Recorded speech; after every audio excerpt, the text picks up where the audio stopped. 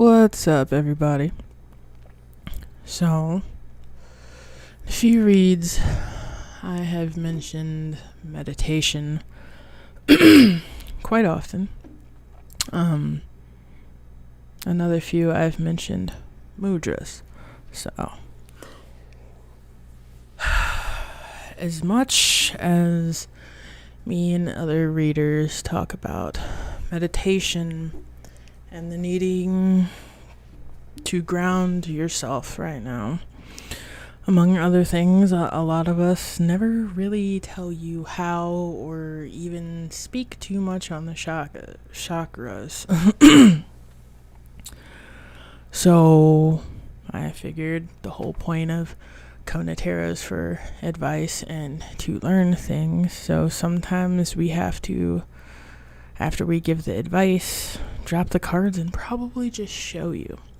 So this is a video on meditation and mudras, and it's about the root chakra. The root chakra is the first chakra in our energy system. I believe there's 108 chakras, 7 primary. I'm just gonna break into the primary ones over time. Woo. Sorry, sugary coffee. The base or root chakra is associated with the color red. It's one of the reasons I'm kind of wearing red for the video. But the root chakra allows us to connect to earth energies in the earth and empower ourselves. The root chakra is kind of located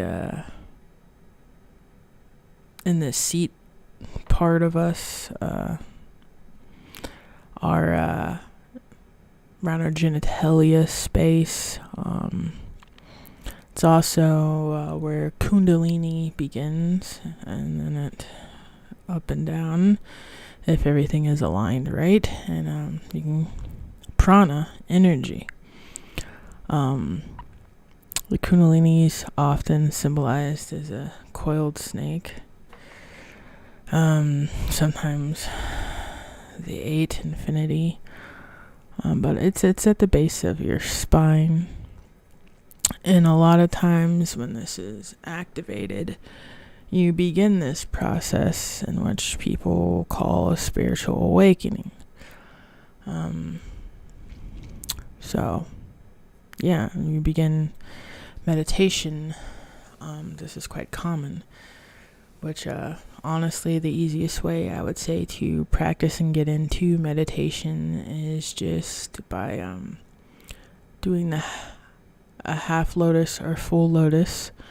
If you're not comfortable sitting like that for long periods of times, there's the corpse position, which is kind of you just laying out with your arms to your sides, palms facing up or down, depending on how open you feel, and just listening to guided meditations.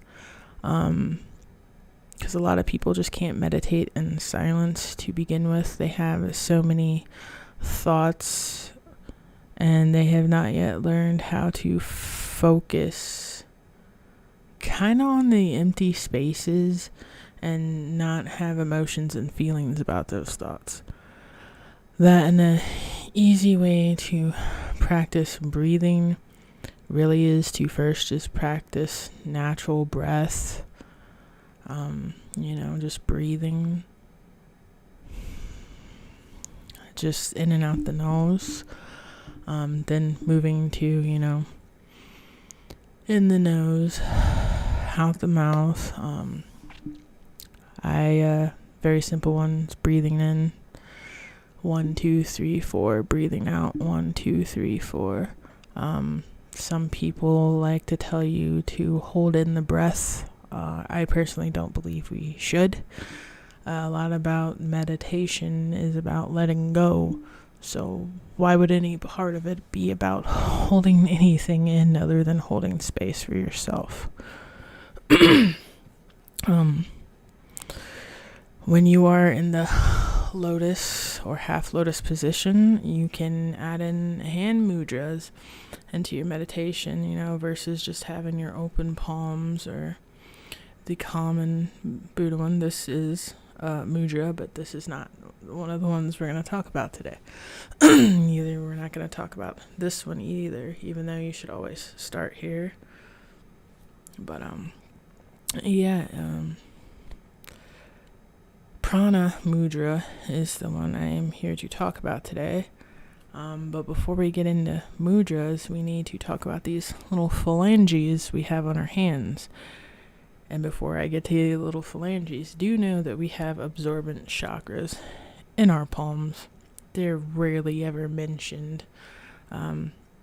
Healing hands. What do you think, Reiki and masseuses and all that? Like, you really do heal with your hands. Anyways, on your hand, it's funny, my left hand is lotus, but your hands and fingers, like I said, they're very healing instruments. They're very magical things. The thumb is connected to the element of fire. The index finger is air direction. The middle finger is what you would call space. The astral, Akashic records. That's your middle finger. Your ring finger, that's earth. That's commitment. That's stability. That's everything, really. And then your little finger is water. So with the prana mudra, as we've kind of already discussed, prana is like the universal life force energy. So to do the prana mudra, you place the tip of the thumb, the ring finger, and the little finger together, like this. Probably want to put those two together too, just so they're just not hanging there. You should do this with both hands, and you sit in. You probably could do this in resting corpse position too. So whatever the three positions I suggest you feel good with, and just kind of close your eyes and breathe, and do a guided meditation. If you can't do a guided meditation, if you're well off enough to just meditate on your own, imagine growing tree roots through the soles of your feet into the earth, and visualize you anchoring yourself to the earth. Better yet, if you can, go out and do this in nature, in the earth. Some good affirmations to say to yourself in the mirror, or to repeat however many times you feel comfortable during meditation, is I am rooted and connected to Mother Earth. I am present in this moment. I am right where I need to be, and things are going really well. The root chakra really is about feelings and movement and the material world and its lessons. That's one of the main reasons you need to be grounded. It really is the beginning steps to going within and kind of, seeing what's going on with you. Can help with lower back pain, sciatica, rectal issues, depression, feminine issues in that area, immune diseases, being stuck in survivor's mode, low self-esteem, feeling displaced in society, feeling insecure, your feelings towards family or family beliefs, definitely help you filter through those. Keep your wheels from spinning and being paranoid and falling into superstitions. Make you a bit more loyal to putting yourself first. And also physical pleasure, pain, touch, especially if you have some sexualized trauma. And then it's also, the spinal column, especially just resting in the corpse position or just sitting in full lotus or half lotus can be very aligning for your spine. A good sign too of a blocked root chakra is like a kidney problems to your leg, feet, digestive system, immune system. Never fully rely on yoga or meditation, homeopathics or holistics for treatments of illnesses. Still go to the doctor. That's part of it. Like, this is something to add to your health and well-being. It's not a replacement for medical care. Speaking of medical care, some good foods, because the best form of medical care is prevention, and the best form of prevention is being aware of what we're putting inside of our bodies. This does not mean be vegan or vegetarian. There's no such thing as a healthy, really, diet, because everything affects everything. You need to just eat healthy. Don't put a diet on it. I'm vegan, I'm vegetarian, I'm paleo. Eat a healthy diet, whatever that means for you. But some good things you can't eat are carrots, potatoes, parsnips, radishes, beets, onions. I preferably don't like onions. Garlic, eggs. Watch where you get your, meats too. Watch where you get your eggs and meats from. You don't really want them with a lot of hormones. Just like with where you get your vegetables from. You don't want them with a lot of pesticides. Beans. Some people would say tofu. I stay away from any soy products. Soy out the gate organically is not made for human consumption. So everything soy is genetically modified right out the gate. It's a filler food. Kind of like the equivalent to corn, but worse than. I'll probably get a lot of hate and spice for that, but sorry, look it up, research it yourself. That and soy and corn fields do have a lot to do with the killing of our bees in the USA.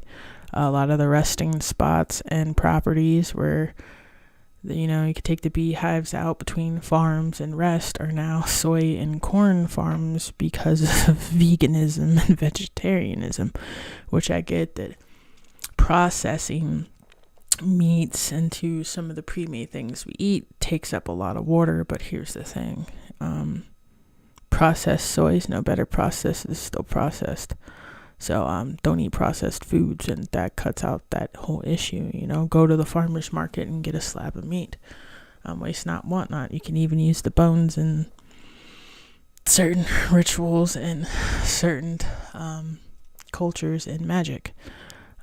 Peanut butter. I like the organic peanut butters with honeys in them.